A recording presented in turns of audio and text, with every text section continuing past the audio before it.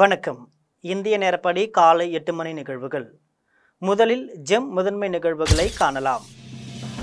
சந்திராயனின் வெற்றி ஒட்டுமொத்த மனித குலத்திற்கும் வழிகாட்டுவதாக உள்ளது. பிரதமர் நரேந்திர மோடி பெருமிதம். எதிர்க்கட்சிகளின் ஆலோசனை கூட்டம். கூட்டத்தில் பங்கேற்க பெங்களூர் செல்கிறார் முதலமைச்சர் மு.க. ஸ்டாலின். வெள்ளத்தால் பாதிக்கப்பட்ட குடும்பத்திற்கு 10,000 ரூபாய் நிதி உதவி. டெல்லி முதலமைச்சர் அரவிந்த் கெஜ்ரிவால் அறிவிப்பு. விபத்தில் சிக்கியவரை காப்பாற்றும் நபர்களுக்கு 10,000 வெகுமதி வழங்கப்படும். தமிழ்நாடு அரசு அறிவிப்பு. இனி விரிவான நிகழ்வுகளை காணலாம். சந்திராயனின் வெற்றி ஒட்டுமொத்த மனித குலத்திற்கும் வழிகாட்டுவதாக உள்ளது என பிரதமர் நரேந்திர மோடி பெருமிதம் தெரிவித்துள்ளார். நிலவின் தென் துருவத்தில் தரையிறங்கி ஆய்வு செய்வதற்காக சந்திராயன் 3 விண்கலத்தை இஸ்ரோ கடந்த 14ஆம் தேதி விண்ணில் செலுத்தியது. வெற்றிகரமாக செலுத்தப்பட்ட இந்த விண்கலத்திற்காக பல்வேறு உலக நாடுகள் இந்தியாவை பாராட்டி வருகின்றன. இதற்கிடையே பூட்டான் பிரதமர் லோட்டோ ஷெரிங் வாழ்த்து தெரிவித்திருந்தார். இது தொடர்பாக அவர் வெளியிட்ட ட்விட்டரில் செய்தியில் சந்திராயன் 3 வெற்றிகரமாக செலுத்தப்பட்டதற்காக பிரதமர் மோடி மற்றும் இஸ்ரோவுடன் இணைந்து மகிழ்ச்சி அடைவதாகவும் இந்த திட்டம் இந்தியாவிற்கு மனித குலத்திற்கும் சிறப்பாக பயணிக்கட்டும் என பதிவிட்டிருந்தார். இந்நிலையில் பூட்டான் பிரதமருக்கு பிரதமர் நரேந்திர மோடி ட்விட்டரில் நன்றி தெரிவித்துள்ளார். இது தொடர்பாக அவர் வெளியிட்ட பதிவில் உண்மையில் சந்திராயன் வெற்றி ஒட்டுமொத்த மனித குலத்திற்கும் நல்வழி காட்டுவதாக உள்ளது என பதிவிட்டுள்ளார். எதிர்க்கட்சிகள் நடத்தும் ஆலோசனை கூட்டத்தில் பங்கேற்பதற்காக முதலமைச்சர் மு.க. ஸ்டாலின் இன்று பெங்களூரு புறப்பட்டு செல்கிறார். எதிர்க்கட்சிகளின் 2வது ஆலோசனை கூட்டம் கர்நாடக மாநிலம் பெங்களூருவில் இன்றும் நாளையும் நடைபெற உள்ளது. இந்த கூட்டத்தில் மு.க. ஸ்டாலின் பங்கேற்க இருக்கிறார். இதற்காக இன்று காலை சென்னையிலிருந்து விமானம் மூலம் பெங்களூரு புறப்பட்டு செல்கிறார். இன்று மாலையில் நடைபெறும் விருந்திலும் நாளை நடைபெறவுள்ள ஆலோசனை கூட்டத்திலும் மு.க. ஸ்டாலின் கலந்து கொள்கிறார். 2 நாள் கூட்டத்தை முடித்துக்கொண்டு பெங்களூருவில் இருந்து நாளை சென்னை வந்தடைகிறார். பெங்களூருவில் எதிர்க்கட்சிகள் நடத்தும் 2 நாள் ஆலோசனை கூட்டத்தின் முதல் நாளான இன்று அரசியல் கட்சி தலைவர்கள் பங்கேற்கும் விருந்தும் நாளை ஆலோசனை கூட்டமும் நடைபெற உள்ளது. இன்றைய தினம் நடைமுறையில் உள்ள விருந்தில் மேற்கு வங்காள முதலமைச்சர் மம்தா பானர்ஜி கலந்து கொள்ளவில்லை. நாளை நடைபெறும் ஆலோசனை கூட்டத்தில் மட்டும் கலந்து கொள்ள இருக்கிறார் என்பது குறிப்பிடத்தக்கது. டெல்லியில் வெள்ளம் பாதித்த ஒவ்வொரு குடும்பத்தினருக்கும் 10,000 ரூபாய் நிதி உதவி வழங்கப்படும் என முதலமைச்சர் அரவிந்த் கெஜ்ரிவால் அறிவித்துள்ளார். டெல்லியில் கடந்த சில நாட்களாக பெய்து வரும் தொடர் கனமழை அடுத்தடுத்து யமுனை ஆற்றில் வரலாறு காணாத அளவில் வெள்ளப்பெருக்கு ஏற்பட்டு உள்ளது. 45 ஆண்டுகளில் இல்லாத வகையில் யமுனை ஆற்றில் நீர்மட்டம் தொடர்ந்து உயர்ந்து வரும் சூழலில் அபாய அளவை விட 2 மீட்டர் உயரம் என்ற அளவில் 207.68 மீட்டராக உயர்ந்து உள்ளது. இதனைத் தொடர்ந்து வெள்ளத்தில் சிக்கி தவிக்கும் ஆயிரக்கணக்கான மக்களை மீட்கும் பணியில் தேசிய பேரிடர் மீட்பு படையினர் ஈடுபட்டு வருகின்றனர். இந்த நிலையில் வெள்ளத்தால் பாதித்த ஒவ்வொரு குடும்பத்தினருக்கும் 10,000 ரூபாய் நிதி உதவி வழங்கப்படும் என்று முதலமைச்சர் அரவிந்த் கெஜ்ரிவால் அதிரடி அறிவிப்பை வெளியிட்டுள்ளார். ஆதார் அட்டைகள் உள்ளிட்ட ஆவணங்கள் நீரில் அடித்து செல்லப்பட்டவர்களுக்காக சிறப்பு முகாம்கள் நடத்தப்படும் என்றும் ஆடைகள் மற்றும் புத்தகங்கள் அடித்து செல்லப்பட்ட குழந்தைகளுக்கு பள்ளிகள் சார்பில் வழங்கப்படும் என தெரிவித்துள்ளார். சாலை விபத்துகளில் சிக்குபவர்களை காப்பாற்றும் நபர்களுக்கு 10,000 ரூபாய் வெகுமதியாக வழங்கப்படும் என தமிழ்நாடு அரசு அறிவித்துள்ளது. இந்தியாவில் தினசரி 1 மணி நேரத்தில் 47 விபத்துகள் நடந்து 18 பேர் உயிரிழப்பதாகவும் ஒரு நாளைக்கு 1130 விபத்துகள் ஏற்பட்டு 422 பேர் உயிரிழப்பதாகவும் ஆய்வு அறிக்கைகள் தெரிவிக்கின்றன. இதனை குறைக்க அரசு தரப்பில் சாலைகளின் தரத்தை உயர்த்துதல், வாகனங்களை தணிக்கை செய்தல் போன்ற பல்வேறு விஷயங்களை தீவிரமாக மக்களிடையே அமல்படுத்தப்பட்டு வருகின்றன. அதன்படி விபத்தில் சிக்கியவர்களுக்கு உதவும் நபர்களுக்கு ஊக்கத்தொகையை தமிழ்நாடு அரசு அறிவித்துள்ளது. இது குறித்து வெளியிடப்பட்டுள்ள அரசாணையில் 2023-24ஆம் ஆண்டிற்கான போக்குவரத்து துறை மானிய கோரிக்கையின் போது சட்டமன்றத்தில் போக்குவரத்து துறை அமைச்சர் மோட்டார் வாகன சட்டத்தின்படி அறிவிப்பு ஒன்றினை வெளியிட்டிருந்தார். அதன் அடிப்படையில் சாலை விபத்தில் காயமடைந்த நபர்களுக்கு உதவும் நற்கருணை வீரர்களை ஊக்குவிக்கும் வகையில் ஏற்கனவே ஒன்றிய அரசால் வழங்கப்பட்டு வரும் 5,000 ரூபாய் ஊக்கத்தொகையுடன் இனி மாநில அரசின் பங்களிப்பாக சாலை பாதுகாப்பு நிதியிலிருந்து கூடுதலாக 5,000 ரூபாய் வழங்கப்படும் என தெரிவிக்கப்பட்டுள்ளது. மூணாறு ஆனையிறங்கல் படகு சவாரிக்கு தற்காலிக தடை விதிக்கப்பட்டதால் சுற்றுலா பயணிகள் ஏமாற்றம் அடைந்துள்ளனர். கேரள மாநிலம் மூணாறு ஆனையிறங்கல் பகுதியில் உள்ள நீர்த்தேக்கத்தில் 2015ஆம் ஆண்டு முதல் படகு சவாரி நடைபெற்று வந்தது. தேயிலை தோட்டங்கள் வழியாக சவாரி நடைபெற்றதால் சுற்றுலா பயணிகளிடம் இந்த படகு சவாரி பெரும் வரவேற்பை பெற்றிருந்தது. இந்த நிலையில் ஆனையிறங்கல் பகுதி காட்டு யானைகளின் நடமாட்டம் மிகுந்த பகுதி என்பதாலும் உரிய கட்டுப்பாடுகள் இல்லாமல் நடைபெறும் படகு சவாரியால் நீர்நிலை மாசுபடுகிறது என்பதாலும் படகு சவாரிக்கு தடை விதிக்க வேண்டும் என கேரள உயர்நீதிமன்றத்தில் மனு தாக்கல் செய்யப்பட்டது. இந்த மனுவை விசாரித்த கேரள உயர்நீதிமன்றம் படகு சவாரிக்கு தற்காலிக தடை விதித்துள்ளது. இதனால் சுற்றுலா பயணிகள் ஏமாற்றமடைந்துள்ளனர். சொத்திற்காக பெற்ற தாயை மனைவியுடன் சேர்ந்து மகன் தாக்கிய கொடூர சம்பவம் தேவக்கோட்டையில் நிகழ்ந்துள்ளது. சிவகங்கை மாவட்டம் தேவக்கோட்டை அருகே ஆனையடிவயல் கிராமத்தை சேர்ந்தவர் பெரியசாமி சத்யா தம்பதியினர். பெரியசாமி வெளிநாட்டில் பணிபுரிந்து வரும் நிலையில் அவரது மனைவி தனது மகனுடன் தேவக்கோட்டை நகரில் வசித்து வருகிறார். இந்நிலையில் பெரியசாமிக்கும் அவரது தாயார் சவுந்தரத்திற்கும் இடையே அவ்வப்போது சொத்து தொடர்பாக தகராறு ஏற்பட்டு வந்ததாக கூறப்படுகிறது. கடந்த சில நாட்களுக்கு முன்பு பெரியசாமி வெளிநாட்டிலிருந்து வந்த நிலையில் தனது மனைவியுடன் சேர்ந்து சௌந்தரியத்தை சரமாரியாக தாக்கிவிட்டு சென்றுள்ளனர். இதில் படுகாயமடைந்த சௌந்தரியத்தை கிராமத்தினர் மீட்டு தேவக்கோட்டை அரசு மருத்துவமனையில் சிகிச்சைக்காக அனுமதித்தனர். இது தொடர்பாக புகார் அளித்தும் பெரியசாமி மற்றும் சத்யா இருவர் மீது வழக்கு பதிவு செய்யப்படவில்லை என சௌந்தரம் வேதனையுடன் தெரிவித்துள்ளார். மேலும் தனக்கு இருவரிடமிருந்து தகுந்த பாதுகாப்பு அளிக்க வேண்டும் என தமிழக அரசிடம் கண்ணீர் மல்க கோரிக்கை விடுத்துள்ளார். எங்கள் வீட்டுக்காரர் இறந்து 13 வருஷம் ஆச்சு. எனக்கு 2 மகன், ஒரு மகன் இறந்து 9 வருஷம் ஆச்சு. இந்த மகன் வெளிநாட்டில் இருந்தேன், பெரியசாமி என் பேர். அவன் வந்து அவனும் என் பொண்டாட்டி என்னை வீட்டில் இருக்கப்படாதுன்னு என்னை அடித்து என்னை பிடிச்சி தள்ளு வீட்டில் இருக்கப்படாதுன்னு விரட்டுறாங்க. நான் வந்து போலீஸில் கொஞ்சம் கம்ப்ளைண்ட் பண்ணினேன். என் உயிருக்கு ஆபத்தாக இருக்குது. நான் எந்த நேரத்தில் என் வீட்டில் தான் நான் இருக்கணும். எனக்கு இப்போ எந்த பாதுகாப்பும் இல்லை. எனக்கு தமிழ்நாட்டு அரசும் எனக்கு போலீஸும் எனக்கு தொந்தரவு தரணும், ஆதரவு தரணும். எனக்கு நான் ஆள் இல்லை, நான் மட்டும் கிடக்கிறேன். இணையம் மூலம் மருந்து மாத்திரைகள் விற்பனை செய்யும் நடைமுறையை தடை செய்ய வேண்டும் என்று சென்னையில் இந்திய மருத்துவ தயாரிப்பாளர்கள் சங்க தலைவர் ஜெயசீலன் கூறியுள்ளார். சென்னையை அடுத்த நந்தம்பாக்கம் வர்த்தக மையத்தில் இந்திய மருந்து தயாரிப்பாளர்கள் சங்கம் சார்பில் 2 நாள் மருந்து மாத்திரைகளின் கண்காட்சி நடைபெற்றது. இந்நிகழ்ச்சியை தமிழ்நாடு அரசின் சிறு குறு மற்றும் நடுத்தர தொழில்துறையின் செயலாளர் மருத்துவர் அருண் ராய் குத்துவிளக்கு ஏற்றி தொடங்கி வைத்தார். இதனைத் தொடர்ந்து செய்தியாளர்களிடம் பேசிய இந்திய மருத்துவ தயாரிப்பாளர்களின் சங்க தலைவர் ஜெயசீலன் அதிக தள்ளுபடி என கூறி பல்வேறு மருந்து மாத்திரைகள் இணையம் மூலம் பல்வேறு நிறுவனங்கள் ஆன்லைனில் மக்களுக்கு நேரடியாக விற்பனை செய்வது மருத்துவத்துறைக்கு எதிரானது என்றும் இது மக்களுக்கும் சிறிய வியாபாரிகளுக்கும் பாதிப்பை ஏற்படுத்தும் என்று அவர் கூறியுள்ளார். மேலும் இணையம் மூலம் மருந்து மாத்திரைகளை விற்பனை செய்யும் நடைமுறையை தடை செய்ய வேண்டும் என்று வேண்டுகோள் விடுத்தார். இந்த இந்தியன் மருந்துத்துறை வந்து உலகத்தின் மருந்தகம் என்று அதனால தான் அழைக்கப்படுது. ஆன்லைன் மருந்தகம் எப்படி சார் இது வந்து கிராமப்புறத்துக்கு இருக்கா? ஆன்லைன் மருந்தகத்தை பற்றி ஃபார்மசி கவுன்சில் பிரசிடென்ட் உங்களுக்கு சொன்னார். ஆன்லைன் மருந்தகங்கிறது வந்து அவங்க என்ன பண்ணுறாங்கன்னா அதிகமான டிஸ்கவுண்ட் கொடுக்குறாங்கன்னு அவர் சொன்னார் இல்லைங்களா, அதனால் அது கொடுக்கக்கூடாது அப்படி சொல்கிறாரு. அவங்க கிராமத்து பக்கம் ஆன்லைன் ஃபார்மசி இருக்கான்னு கேட்டால் இன்றைக்கி டேட்டில் அவ்வளோ இன்னும் அவங்க ரீச் பண்ணல. நீங்கள் ஆன்லைன் மருந்தக விற்பனை வரவேற்கிறீங்களா? நாங்கள் இண்டஸ்ட்ரியாக சொல்கிறத விட இப்போ ஃபார்மசி கவுன்சில் பிரசிடென்ட் உங்களுக்கு சொன்னார், கேட்டிங்க. அதாவது ஆன்லைனும் நல்லது தான், ஆனால் அந்த டிஸ்கவுண்ட் அவங்க வந்து அதிகம் கொடுத்து சின்ன மருந்து ஃபார்மசி காம்பீட் பண்ணுறாங்க. அந்த மாதிரி அதிக டிஸ்கவுண்ட் கொடுத்து பண்ணுறது ஒரு நல்ல எத்திக்கல் ப்ராக்டிஸ் இல்லை அப்படிங்கிறது தான் கருத்தாக சொல்லியிருக்காரு. நெல்லை அடுத்த நெல்லையப்பர் திருக்கோவிலில் சனி பிரதோஷ வழிபாடு வெகு விமர்சையாக நடைபெற்றது. திருநெல்வேலி மாவட்டம் தச்சநல்லூரில் அருள்மிகு நெல்லையப்பர் காந்திமதி அம்பாள் திருக்கோவில் அமைந்துள்ளது. இந்த கோவிலில் சனி பிரதோஷத்தை முன்னிட்டு நந்தியம் பெருமானுக்கு மஞ்சள், பால், தயிர், தேன், இளநீர் உள்ளிட்ட பொருட்களை கொண்டு சிறப்பு அபிஷேகம் நடைபெற்றது. தொடர்ந்து சந்தனத்தாலும் மலர்களால் அலங்கரிக்கப்பட்ட நந்தியம் பெருமானுக்கு சிறப்பு பூஜைகள் நடைபெற்ற நிலையில் நெல்லையப்பர் காந்திமதி அம்பாள் ஆகியோர் பிரதோஷநாதர் ரிஷப வாகனத்தில் எழுந்தருளி வீதி உலா நடைபெற்றது. இதில் திரளான பக்தர்கள் கலந்து கொண்டு சுவாமி தரிசனம் செய்தனர். மதுராந்தகம் அருகே கடையின் பூட்டை உடைத்து விலை உயர்ந்த செல்போன்களை திருடி சென்ற மர்ம நபர்களை போலீசார் தேடி வருகின்றனர். செங்கல்பட்டு மாவட்டம் மதுராந்தகம் அடுத்த ஜிஎஸ்டி சாலை அருகே செல்போன் கடை ஒன்று செயல்பட்டு வருகிறது. இந்நிலையில் ஊழியர்கள் வழக்கம்போல் கடையை பூட்டிவிட்டு மறுநாள் வந்து பார்த்தபோது கடையின் பூட்டு உடைக்கப்பட்டிருப்பதைக் கண்டு அதிர்ச்சி அடைந்தனர். இதனையடுத்து ஊழியர்கள் உள்ளே சென்று பார்த்தபோது சுமார் 15 லட்சம் மதிப்பிலான விலை உயர்ந்த 150க்கும் மேற்பட்ட செல்போன்களை மர்ம நபர்கள் திருடி சென்றது தெரியவந்தது.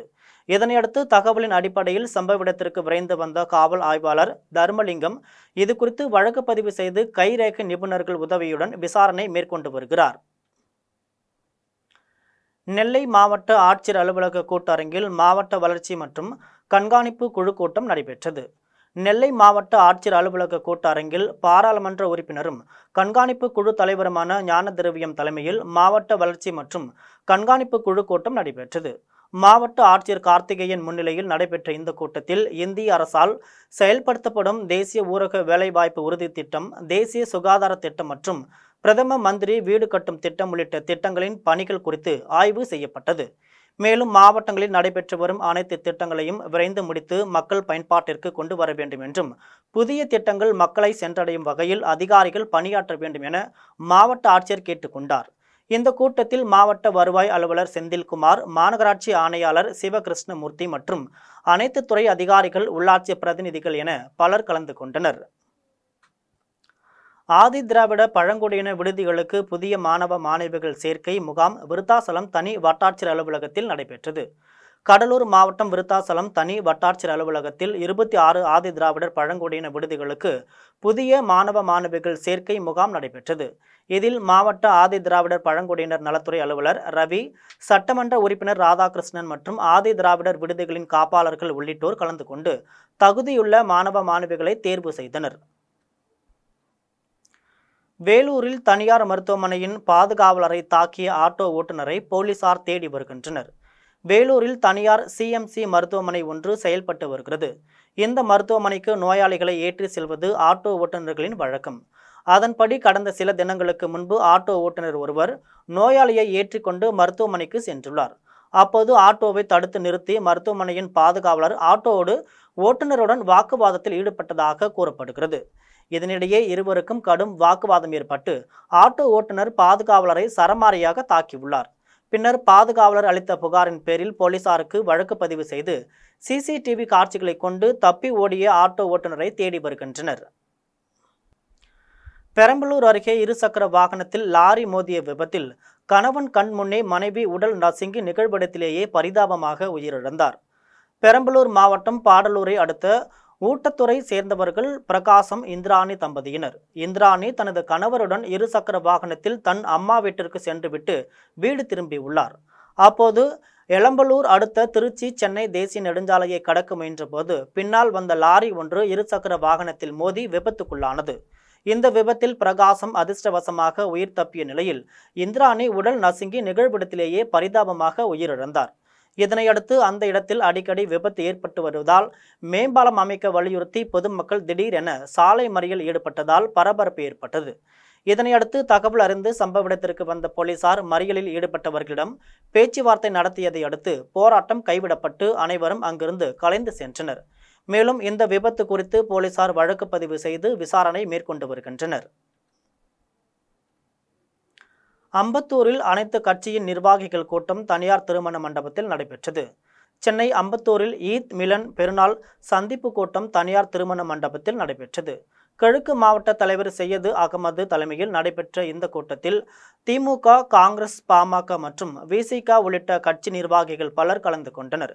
இந்த கூட்டத்தில் பேசிய எஸ்டிபிஐ கட்சி நிர்வாகி பொது சிவில் சட்டத்தை அமல்படுத்தும் முனைப்போடு ஒன்றிய அரசு செயல்பட்டு வருவதாகவும் இதுபோன்ற திட்டங்களை ஒன்றிய அரசு உடனடியாக கைவிட வேண்டும் என வலியுறுத்தியுள்ளார்.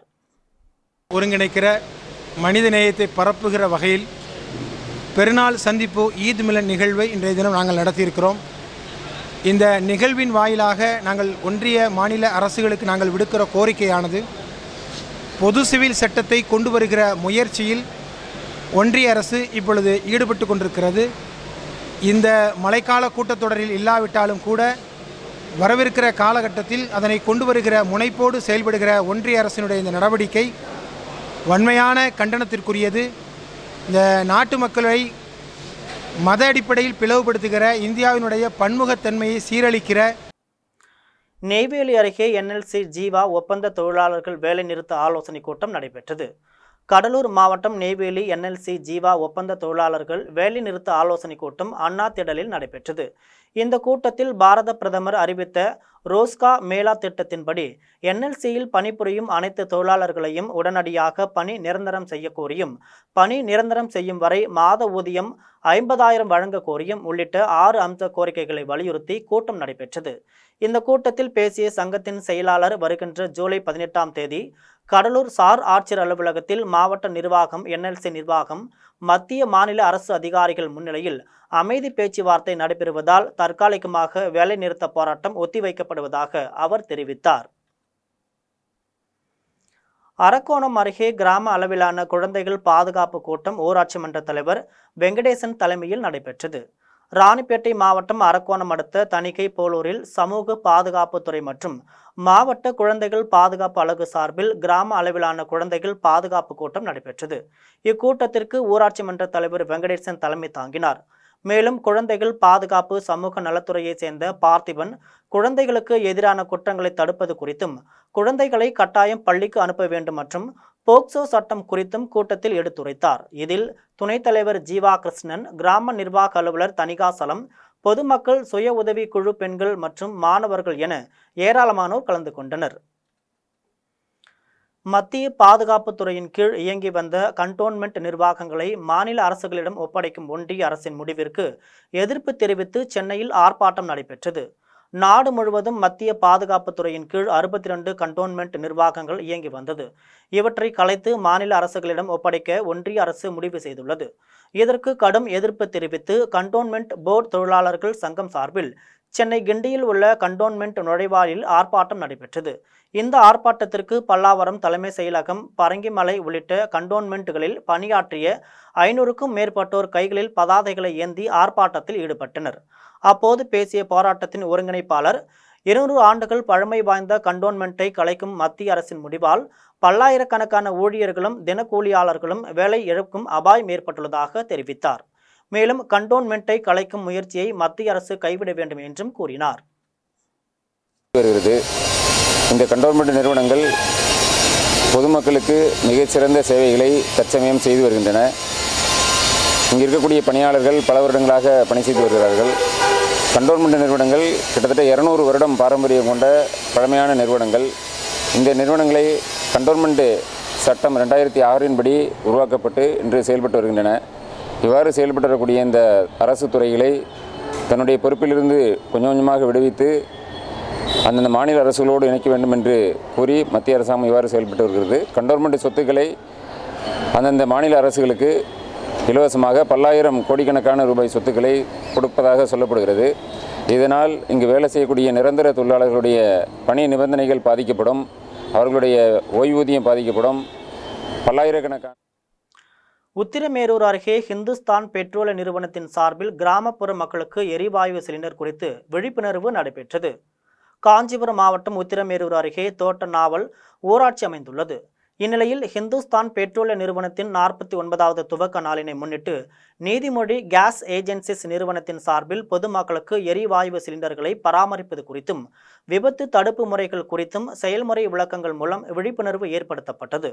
இந்த விழிப்புணர்வில் தோட்ட நாவல் ஊராட்சி மன்ற தலைவர் அமுதா தமிழ்வேந்தன் தலைமை தாங்கிய நிலையில் நீதிமொழி கேஸ் ஏஜென்சிஸ் உரிமையாளர் தேவிகா தமிழ்செல்வன் முன்னிலை வகித்தார். மேலும் ஏழை எளிய கிராமப்புற ஊராட்சி மக்களுக்கு இலவசமாக புதிய கேஸ் இணைப்புகள் வழங்கப்பட்டது. இந்நிகழ்வில் பங்கேற்ற அனைவருக்கும் மரக்கன்றுகள் வழங்கப்பட்ட நிலையில் கிராம பொதுமக்கள், தன் ஆர்வலர்கள், நீதிமொழி கேஸ் ஏஜென்சி நிறுவனத்தின் ஊழியர்கள் உட்பட பலர் பங்கேற்றனர். நீலகிரி மலை ரயிலின் சிறப்புகள் குறித்து பயணிகளுக்கு பிரசுரங்கள் மற்றும் இனிப்புகள் வழங்கி வரவேற்பு அளிக்கப்பட்டது. உலக புகழ்பெற்ற நீலகிரி மலை ரயிலை யுனெஸ்கோ அங்கீகரித்து இன்றுடன் 18 ஆண்டுகள் நிறைவடைந்தது.